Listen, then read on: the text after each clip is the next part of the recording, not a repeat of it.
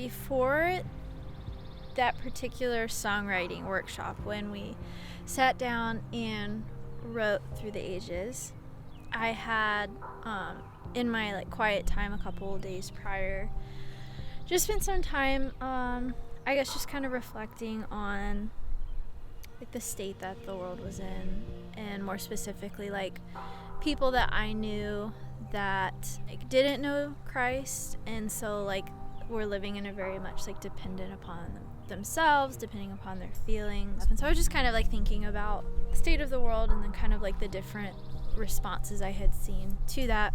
I had felt the light of God in my own life, leading and guiding me through difficult seasons, and we all kind of heard a song in it and wanted to just kind of explore that a little bit. So we pulled out scripture that correlated with the idea.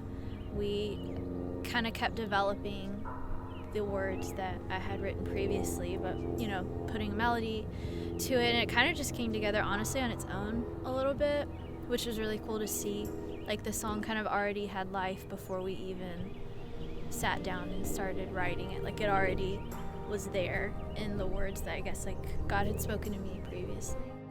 You see throughout history, things have happened, and we look at how the church has responded, and the response is always just to affirm faith in God's faithfulness, and knowing that even though things change and pandemics happen and catastrophe happens, God never changes, and he's always the same. And so I think that the song is important because it really just affirms that idea that no matter what happens, God's still good, and his goodness really never changes.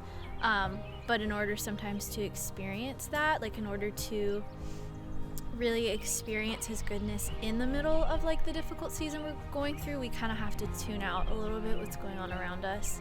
And that's where the lyrics from the pre-chorus come from. It's when I close my eyes, it's when I focus on things from a heavenly perspective that I really experience peace.